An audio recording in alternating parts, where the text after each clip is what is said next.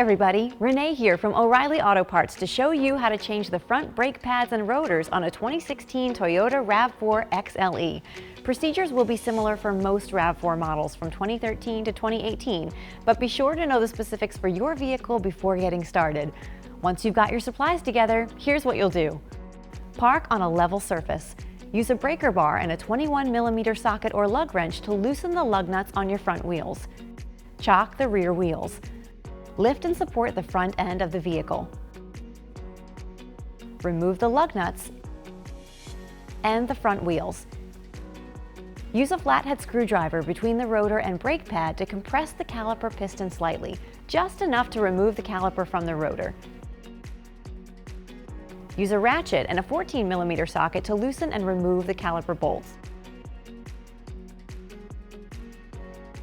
Slide the caliper off the rotor and suspend it somewhere out of the way, making sure there's no pressure on the brake hose. Use a ratchet or breaker bar and 17mm socket to loosen the two caliper bracket mounting bolts and remove them. Now you can remove the caliper bracket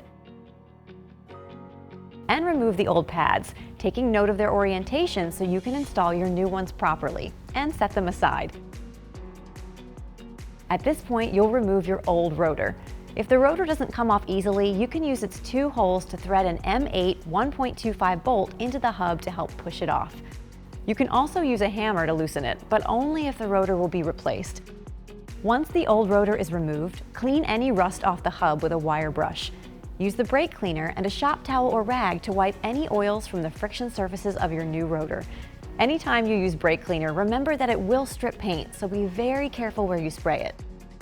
Adding silicone brake grease to the hub before installing your new rotor will make it easier to remove during your next brake service.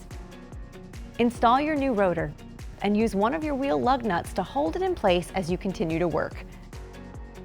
Now clean the exposed portion of your caliper piston with brake cleaner on a towel or rag. If the rubber boot is cracked or if there's brake fluid leaking, the caliper needs to be replaced. Attach your bleeder tool and open the bleeder valve by turning it counterclockwise. Using an old brake pad to protect the piston, compress the brake caliper with a brake caliper compressor tool. When you're done, the piston should be flush with the housing. Tighten the bleeder valve, being careful not to let any air into the line. Detach the bleeder tool. Remove the old hardware from the caliper bracket and give your caliper bracket a visual inspection. If the bracket is extremely rusty where the pads or hardware will sit, it needs to be replaced. Remove the slide pins and visually inspect them. If they're corroded or pitted, they also need to be replaced. Spray the bracket down with brake cleaner, but don't use a wire brush to clean it. This can lead to further corrosion. Wipe down the slide pins and apply some fresh silicone grease. Reinstall the pins and make sure they glide smoothly. You'll also apply silicone grease to the notches on the bracket where your new brake hardware will sit, as well as the back of your new brake pads. Install the new hardware and brake pads.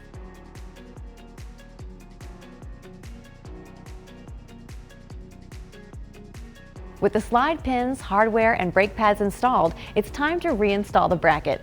Lift it into place with the pads on either side of the rotor and thread the 17mm bracket bolts by hand, starting with the top one. Use your ratchet and socket to tighten the bolts. Then use your torque wrench to tighten those bolts to 79 foot-pounds. Now move the caliper into place over the pads, making sure the brake hose isn't twisted. Thread the two mounting bolts by hand, starting with the top one. Once they're snug, torque those bolts to 25 foot-pounds. If you used a lug nut to keep the rotor in place, you can remove it now, as well as your caliper hanger. Reinstall the wheel